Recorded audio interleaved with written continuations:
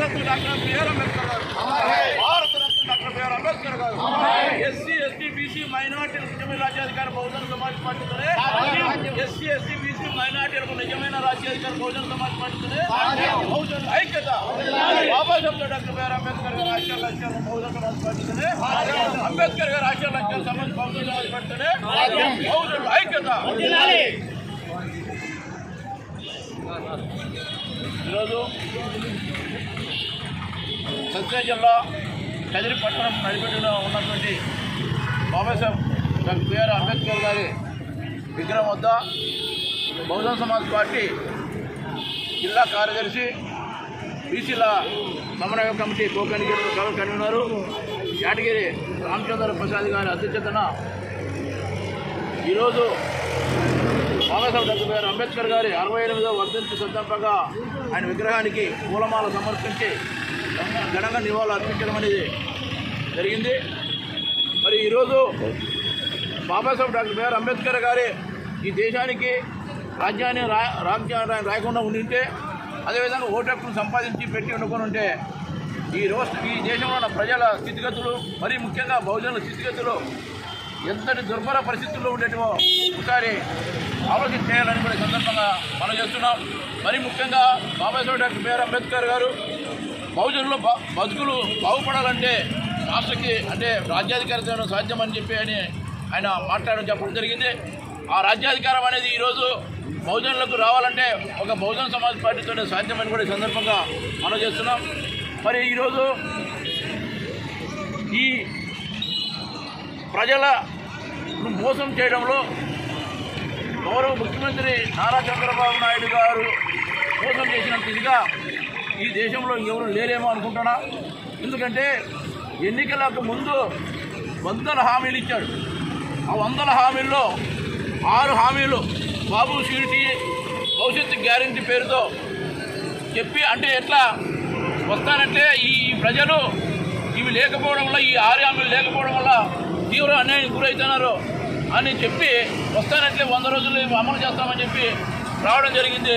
మరి ఈ రోజుకి 6 నెలల పైన జరుగుతుంది. వారు ఇచ్చిన హామీలో ఒక్కటి కూడా పరిపూర్ణంగా అమలు చేసే పరిస్థితి లేదు. అది కూడా ఒక హామీ అమలు చేసే పరిస్థితి ఉంది. అది ఏదంటే ప్రతి ఇంటికి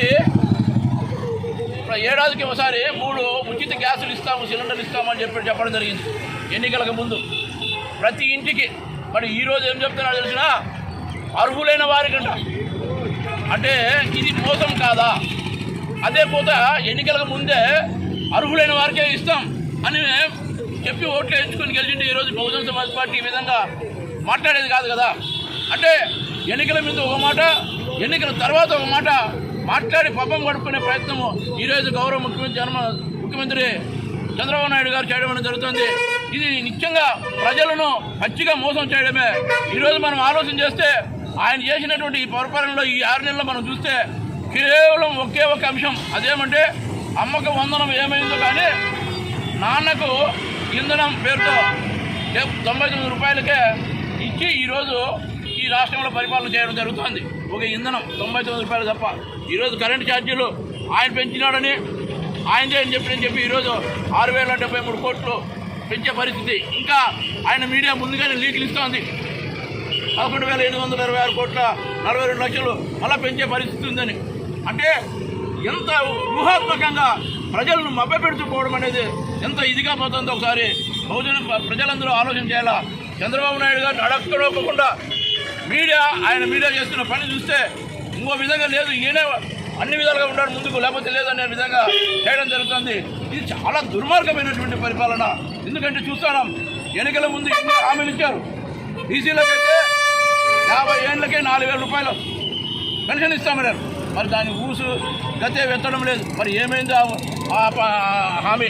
మరి అట్లనే ఎన్ని హామీలు అంటే 100 రోజుల్లో అన్ని హామీలు చేస్తామని చెప్పిన వ్యక్తి ఈరోజు 6 నెలలు అయిపోయినా మాట్లాడే పరిస్థితి లేదు. మళ్ళీ కలుబుల్లి మాటలు అన్నీ అమలు చేస్తాం కానీ ఒకటి కూడా చేసే పరిస్థితి లేదు. మరి అదేవిధంగా 20 లక్షల ఉద్యోగాలు అంటే ఇప్పుడు రేపు ఎమ్మెల్సీ ఎన్నికలు ఉన్నాయి. దాంట్లో ఎన్నికల గెలిపే ప్రధాన బాధ్యతగా తీసుకొని ఈ ఇండస్ట్రీ పాలసీల పేరుతో 2 లక్షల ఉద్యోగాలు 2 లక్షల ఉద్యోగాలని ఇప్పుడు పాట పాడడం జరుగుతుంది. ఎందుకంటే రేపు ఎమ్మెల్సీ ఎన్నికలు ఉన్నాయి, దాంట్లో యువత మనకు తప్పుదారి పట్టిస్తారని ఒక దుర్మార్గమైన ఆలోచన చెప్పడం జరుగుతుంది. కానీ ఇచ్చే పరిస్థితి అయితే ఈ ప్రభుత్వానికి లేదు.